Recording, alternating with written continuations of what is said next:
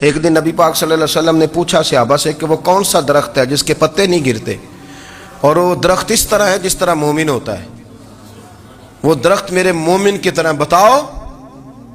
حضرت عبداللہ ابن عمر فرماتے مجھے پتا تھا کہ وہ کھجور کا درخت ہے، لیکن چونکہ ابو بکر صدیق بھی بیٹھے ہیں، عمر فاروق بھی بیٹھے ہیں، مولا علی بھی بیٹھے ہیں، عثمان غنی بھی بیٹھے ہیں، اتنے جید لوگ بیٹھے ہیں، تو مجھے حیا آتی تھی کہ میں کیوں جواب دوں۔ کہتے ہیں سرکار نے کئی دفعہ پوچھا، لوگوں نے کئی اور درخت بتائے، پر فرمایا تمہارا جواب درست نہیں ہے۔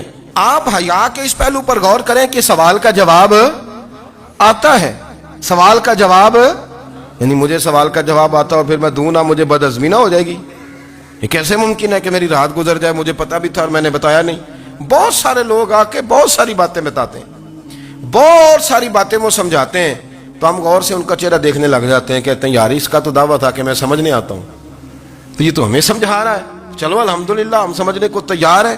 لیکن میرے عزیز، پتہ بھی ہے جواب کا، علم بھی ہے، لیکن فرماتے ہیں میری حیا نے مجھے اجازت نہ دی کہ میں جواب دوں۔ آپ فرماتے ہیں پھر حضور سے صحابہ نے عرض کی کہ یا رسول اللہ آپ ہی بتا دیں وہ درخت کون سا ہے، تو حضور نے فرمایا بھئی وہ کھجور کا درخت ہے۔ تو آپ فرماتے ہیں میں دل میں کہہ رہا تھا کہ الحمدللہ میرا جواب درست ہے، حالانکہ میں نے جواب دیا ہی نہیں۔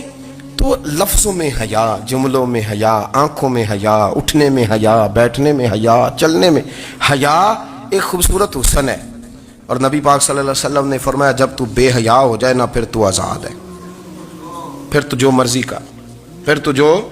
اس لیے بزرگ جب کسی کو بے حیا کہتے تھے نا،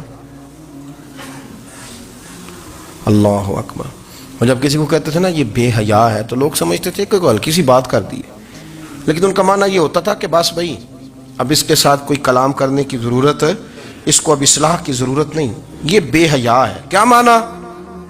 کہ اب یہ جو اس کے دل میں آئے گا وہ کرے گا، جو اس کی طبیعت چاہے گی وہ کرے گا، اب یہ کسی پہلو بھی قابو آنے کو تیار، بے حیا ہو گیا۔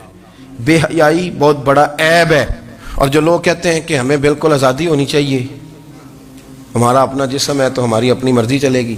ایک وزیر صاحب ہیں، پتہ نہیں میں ان کو جانتا تو نہیں، انہوں نے سینٹ میں تقریر کی ہے، میں نے ان کی بات سنی ہے، اس نے کہا نہیں بھائی، جسم رب کا ہے تو مرضی بھی تو رب کریم کی چلے گی، اور مرضی بھی اللہ کی۔ یہ مجھے تھوڑا سا مسئلہ ہے جسم پر، کبھی کبھی مجھے کثرت سفر سے الرجی ہو جاتی ہے۔